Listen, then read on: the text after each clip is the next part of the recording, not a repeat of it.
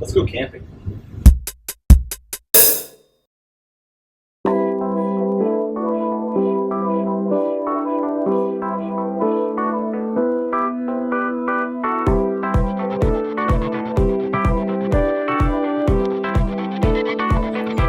Isn't it beautiful? The guy down there on the beach, can you see him? It's an amazing world we live in. It's just so beautiful. Anyway, so it's 6:30 in the morning right now, I think, and I've been up since 4, and I think maybe I haven't been at the campground since then. I thought I saw a wolf, but it was actually a big dog.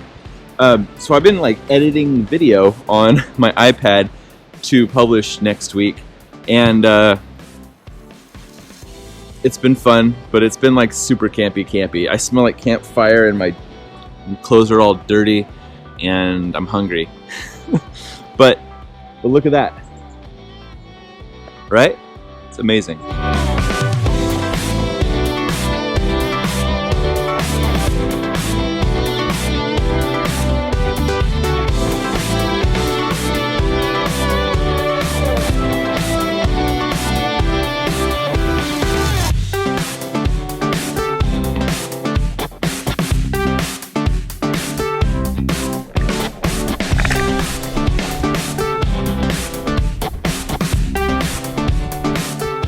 All right, I got the first question here. This is from Maximilian Lloyd. Maximilian asks, how can I find a good mentor? What's better, a mentor you meet in real life or online? Great question, Maximilian. Actually, this is a question that we get kind of a lot. And for that one, I want to bring in my podcast co-host, Los Montoya. Come here, Los. We're going to fall off this cliff we're on right here. See that beautiful ocean? Okay, so we did a podcast about this.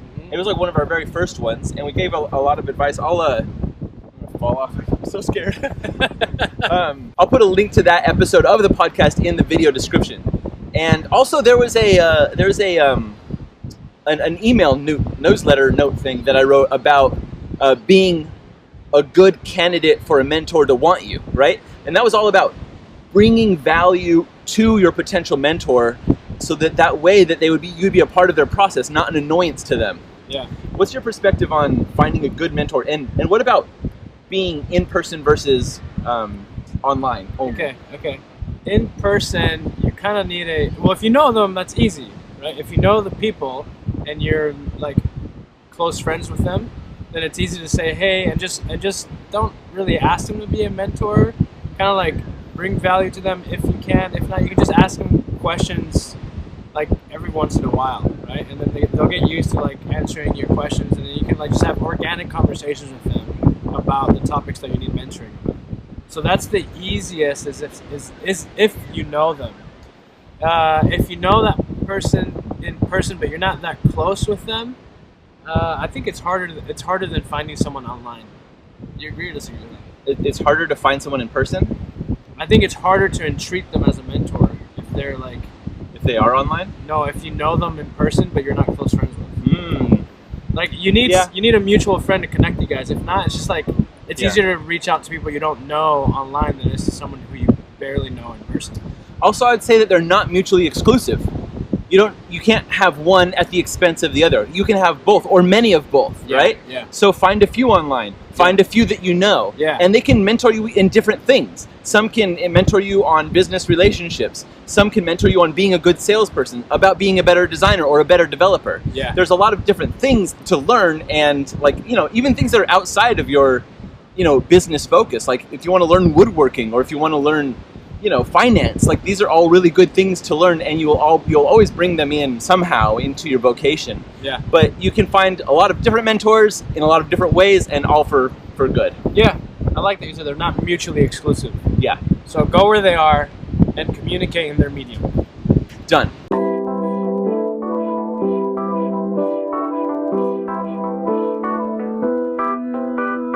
All right, this next one's from Brian Chavez.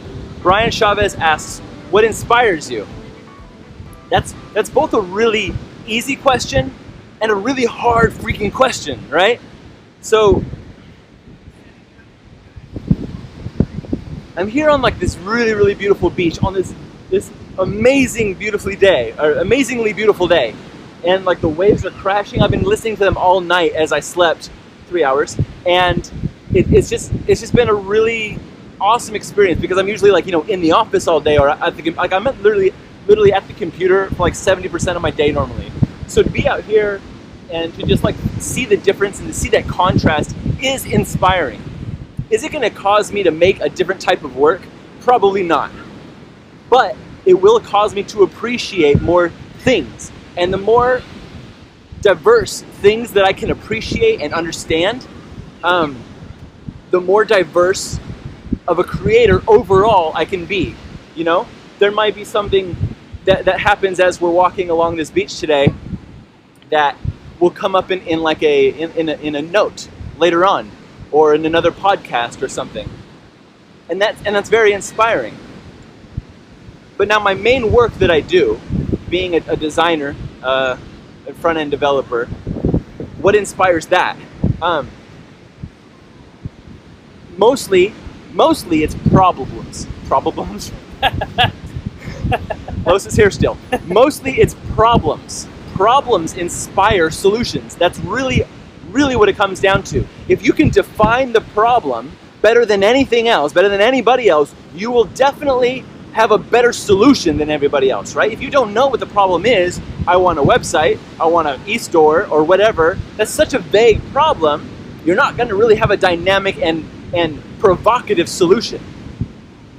So to make good work, because we're in the business of solving problems, is to understand the problem, right? Okay. Now, just about design and cool things, like maybe what inspires me to make a new tutorial on DevTips. I mean, honestly, I just surf the net as much as you guys do, right? And honestly, a lot of it comes from you guys. You guys request things a lot. There are some things that have been on my list for a very long time because you keep on requesting them. And that's inspiring. I want to do this for you guys just as much as I get out of it, right? So, to summarize, there are many different kinds of inspirations. Some will directly impact your work, and some will open you up to new possibilities. The posture that you can have of being open to possibilities is an exceptional ability, exceptional attribute to have, and I would recommend it to anyone. So the high fluffy one is everything inspires you. The grounded and direct answer is problems. Problems will always inspire their own answer. Done.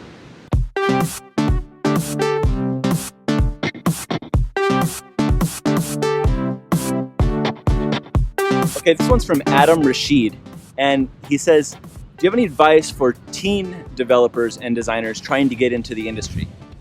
Adam, I love that you're a teenager and trying to get into the industry. That's the first thing is wow, that's awesome. When I was a teenager, I had no clue what I was going to do with my life. And although I was doing web and dev back then, I had no idea that it could be a job, right? That I could get paid to do it. So first of all, that's the first step. Being aware of like a goal and seeking advice and having those questions on how to achieve the goal is definitely the first step for anyone, whether you're a teenager or not. I mean, this goes for everyone. Now, the interesting thing about being a teenager and wanting to get into the industry is that you have a unique privilege, maybe a unique situation wherein you are not completely responsible for your own welfare yet. What I mean by that is it's possible, I'm not saying this is for you, I don't know what your situation is, but it's possible that you live at your parents' house or a guardian. It's also possible that you don't need to buy your food every day and that's paid for. If that's the situation, then you have a leg up on everybody who has to provide for themselves while studying to move into the career that they want to, right? You can just like study all day and try to level up as much as you can. And that's an interesting advantage that you have over people who don't share that same situation. the other biggest asset that you have on your side is time. And it's related to the first, but you have so many years ahead of you. And starting now is so wise in that it will give you so much of an advantage. Now here's the thing. I don't mean to talk poorly about young creators. You're given a gift in that everybody expects so little of you, and this is like an awesome time to just get as much experience, and you have so much grace given to you, right? Like, it's all of the mistakes that you're going to make are forgivable because you don't have the experience, and that's okay. What your goal is right now is to get that experience. You have the drive, you have the determination, you have the direction. You've shown that by showing up, by asking the right questions, by talking and looking for mentorship, all this kind of stuff. That's the right directions. What you need is time and experience, and that will come by just making things. I was just telling Carlos that I think that it's a scary but a really good idea. One of these days, I'm going to show with one of these vlogs, just go over my really old work, and it's just crap. It's just utter garbage. And I think if you guys see that, it'll make you feel a lot better about maybe the frustrations that you have about your own work. I know that if someone showed me that stuff of theirs and I perceive that they're doing all right, I would feel a lot better too. Anyway, I'm going to leave that there. Thank you so much for the question, and we're done with this one.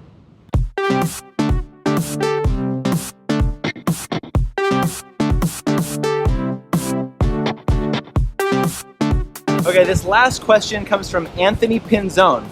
Anthony asks, what are your hobbies outside of design and YouTube world? Anthony, you're going to be really, really disappointed with this answer, because I used to have hobbies. I used to be a guy that did things, and then YouTube came, and now I don't have any hobbies. I used to draw. I used to make music.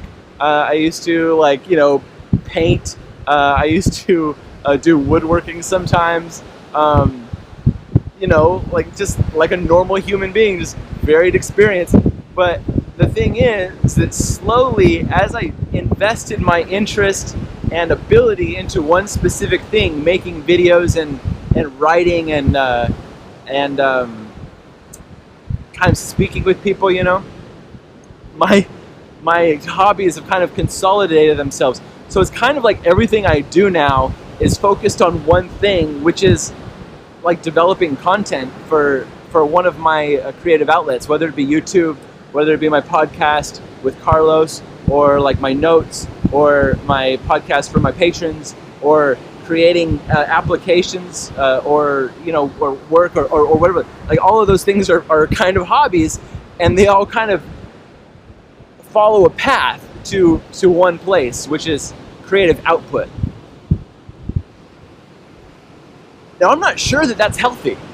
I'm not sure that that's a good idea, but it gives me a lot of happiness, and it gives me even more happiness to find the things that I'm doing.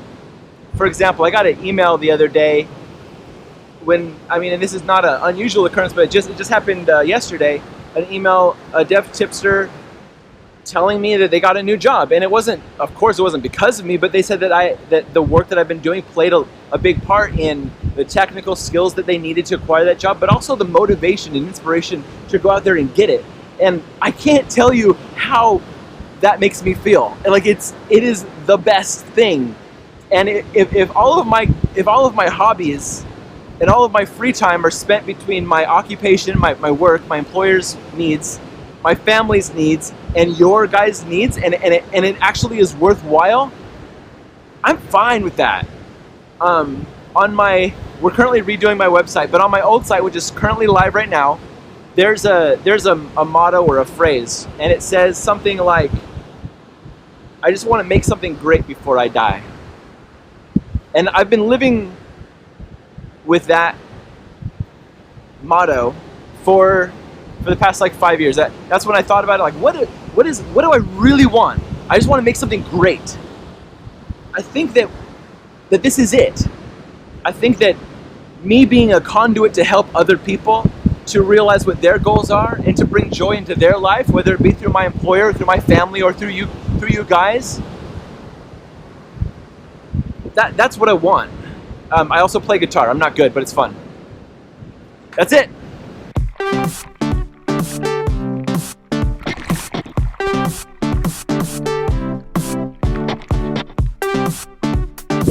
That was the last question that I have. I just posted on Twitter like a few hours ago.